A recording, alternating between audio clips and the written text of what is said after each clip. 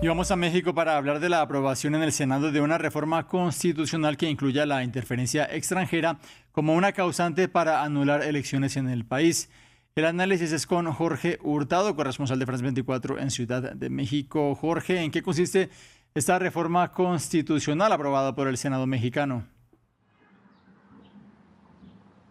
Se trata de la modificación al artículo 41 de la Constitución mexicana que fue avalada con 85 votos a favor y 42 en contra. Esta modificación es impulsada por la mayoría oficialista de Morena y de sus aliados. La propuesta es también respaldada por la presidenta Claudia Sheinbaum y argumenta que existen nuevas formas de intervención internacional que van más allá de las presiones diplomáticas tradicionales, sino que incluyen financiamiento ilegal, campañas coordinadas, dice, de desinformación e incluso ciberataques capaces de alterar la percepción de la ciudadanía durante los procesos electorales. Según el texto aprobado, una elección podría invalidarse si se demuestra que existió financiamiento extranjero, campañas de desinformación o cualquier acción internacional destinada, dice, a alterar el resultado electoral.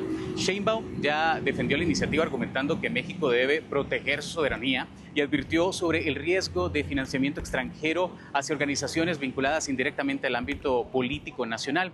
El debate ocurre en un contexto global donde varios países han denunciado intentos de manipulación electoral coordinados desde el exterior. Morena, el partido oficial, el que está en el gobierno, sostiene que la reforma busca blindar la democracia mexicana frente a nuevas formas de injerencia internacional, pero la oposición, integrada por el PAN, el PRI, el Movimiento Ciudadano y otros partidos, alertó sobre posibles riesgos de ambigüedad jurídica. Los opositores dicen que el concepto de intervención extranjera podría utilizarse de manera discrecional incluso contra organizaciones civiles, medios internacionales u observadores electorales. Según especialistas en la materia, el desafío estará en definir con claridad qué constituye realmente una injerencia extranjera y bajo qué criterios podría anularse una elección electoral aquí en México. La reforma también debe ser aprobada por al menos 17 congresos estatales antes de entrar en vigor oficialmente, y en términos políticos, la discusión de alguna forma comienza a reflejar una preocupación creciente del gobierno mexicano, el impacto de actores internacionales en la disputa política nacional en un momento de alta polarización regional y también en una época donde la inteligencia artificial y las redes sociales abren muchas preguntas sobre su uso durante las campañas electorales.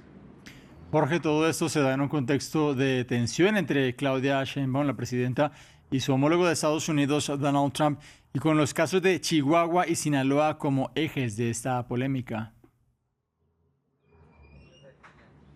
Así es, y hay que hacer hincapié en la importancia de estos dos eventos que, aunque son separados en sí, se intersectan en algún momento político. Recordemos que la muerte de estos dos militares mexicanos y dos agentes estadounidenses durante un operativo en Chihuahua reabrió el debate en México sobre la injerencia. El incidente ocurrió el 19 de abril en Chihuahua, cuando un convoy sufrió un accidente durante un operativo contra el crimen organizado. La presencia de agentes estadounidenses detonó cuestionamientos inmediatos contra la gobernadora opositora, María Eugenia Campos, allá en Chihuahua.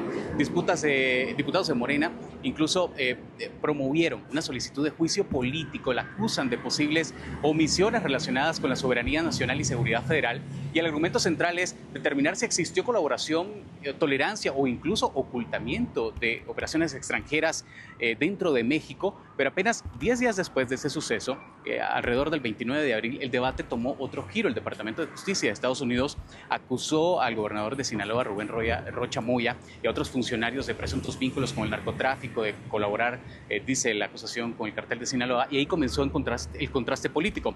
Mientras en Chihuahua surgieron rápidamente estas denuncias de intervención extranjera de parte del oficialismo, en el caso de Rocha, la misma presidenta adoptó un tono un poco más cauteloso, insistiendo en esperar pruebas antes de emitir juicios. Y ese contraste de posturas abrió cuestionamientos en la sociedad civil mexicana sobre si el criterio del gobierno cambia dependiendo del actor político involucrado. Ahora, ambos casos quedaron ya en manos de la Fiscalía General de la República, que está encabezada por Ernestina Godoy. La institución deberá investigar tanto el operativo y el incidente ocurrido en Chihuahua como los señalamientos contra funcionarios de Sinaloa, mientras crece este debate sobre cómo el Estado debe responder frente a las acusaciones ligadas a soberanía y a seguridad nacional.